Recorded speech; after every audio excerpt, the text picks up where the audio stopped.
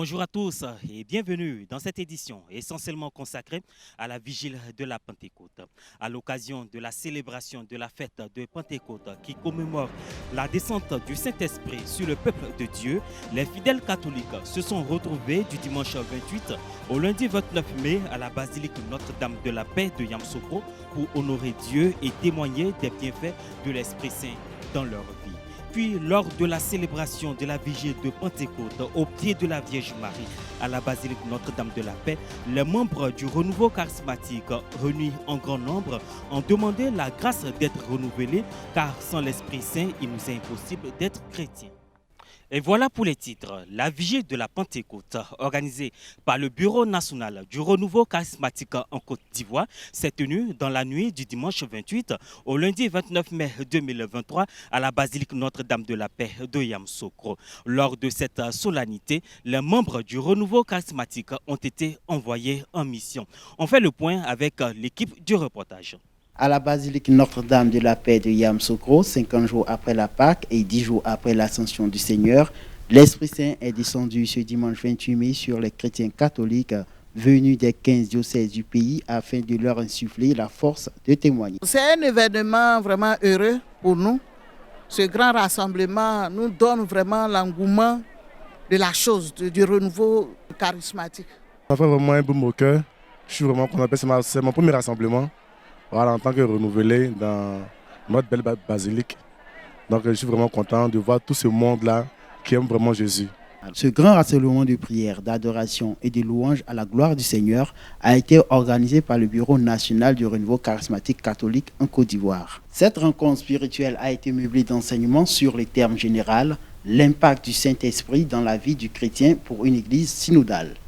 Donné par le père Norbert Éric Abécan. L'impact de l'Esprit Saint sur nous, c'est aussi dans la vie politique, l'esprit de belligérance, l'esprit de guerre, l'esprit d'orgueil, où vous vous gonflez pour vous montrer. Ce n'est pas là que Dieu vous attend. Dieu vous attend dans votre milieu. L'impact de l'Esprit Saint, c'est aussi dans la vie de chaque jour, de l'éducation, de l'école. Notre école va mal. Dieu merci, aujourd'hui, il faut savoir aussi le positif. Il y a de bonnes choses qui se font aujourd'hui, de bonnes choses. C'est pour cela qu'il ne faut pas passer son temps seulement à taper le gouvernement, à critiquer le gouvernement. Nous avons notre rôle à jouer. Et du sous-thème, puisque l'Esprit nous fait vivre, marchons sous la conduite de l'Esprit. Galates 5, verset 25. Donné par le Père Bienvenu Dia. C'est que tu es le temple de Dieu. C'est-à-dire que Dieu ne veut pas résider ailleurs. Même dans les cieux, il veut d'abord résider en toi. Tu es un privilégié.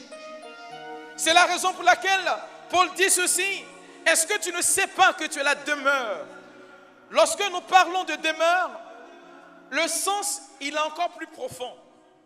Parce que la demeure, c'est là où repose, c'est là où habite une personne. Mais on te dit ceci. Est-ce que tu ne sais pas que ton corps est la demeure de Dieu?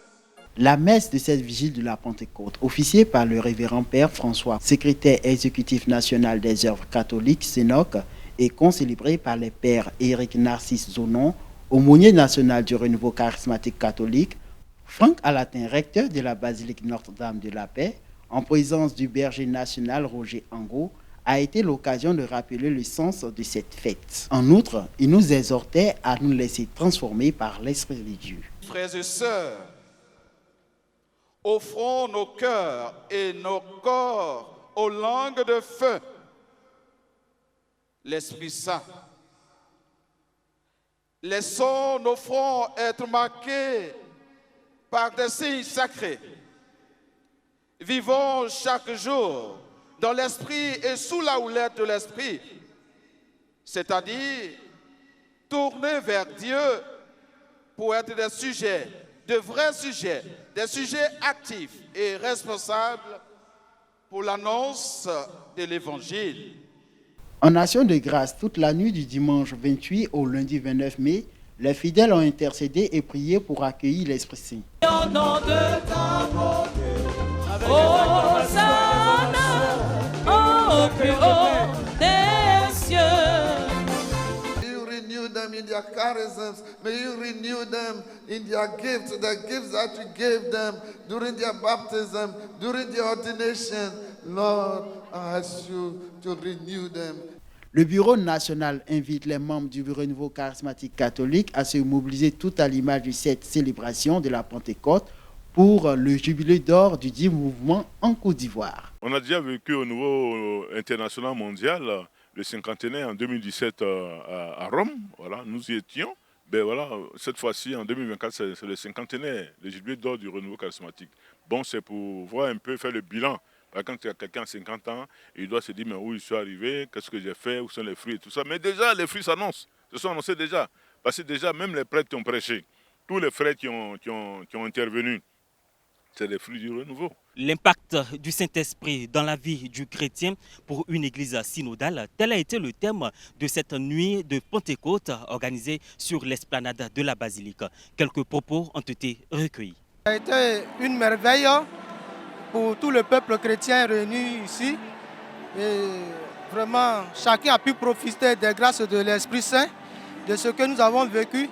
Un événement inoubliable dans la vie de foi de chaque chrétien.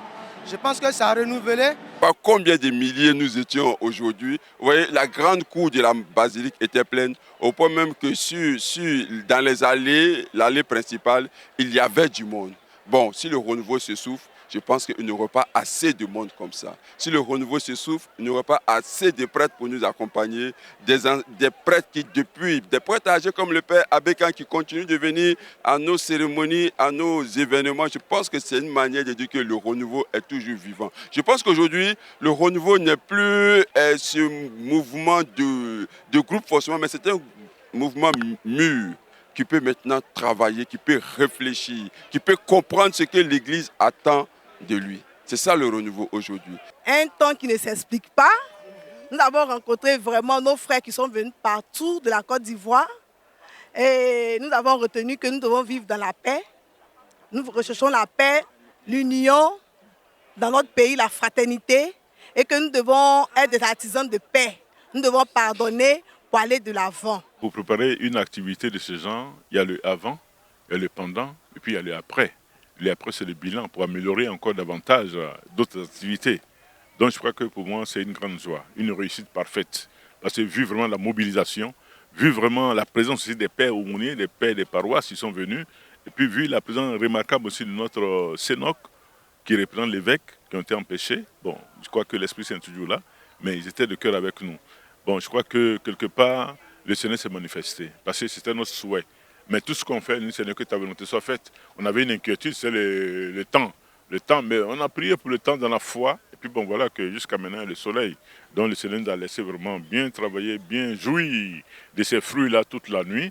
Je pense que chacun est parti avec une grâce particulière. Et ça a été un moment de fraternité, un moment de convivialité, un moment de paix. Comme on l'a si bien dit, c'est une Pentecôte de joie, une Pentecôte de réconciliation, une Pentecôte d'amour, une Pentecôte de paix pour tous ceux, toutes celles qui se sont déplacés et surtout pour notre beau pays, la Côte d'Ivoire. Au thème de cette vigile de la Pentecôte, nous pouvons dire que nous sommes sortis bénis et très bénis même. Vu la grandeur de tous les intervenants, voilà, avec vraiment le révérendissime Père Éric Norbert Abékan, voilà, je pense que chacun en a reçu pour son compte. Et surtout les vérités qui ont été adressées surtout à l'endroit de la Côte d'Ivoire pour nous inviter à une véritable unité. Merci à l'endroit du Bureau national pour ce qu'il a fait. C'est vraiment un challenge et il a réussi le challenge. Vraiment, chapeau. Merci pour ce qu'ils ont fait. Parce que cette année, c'était vraiment...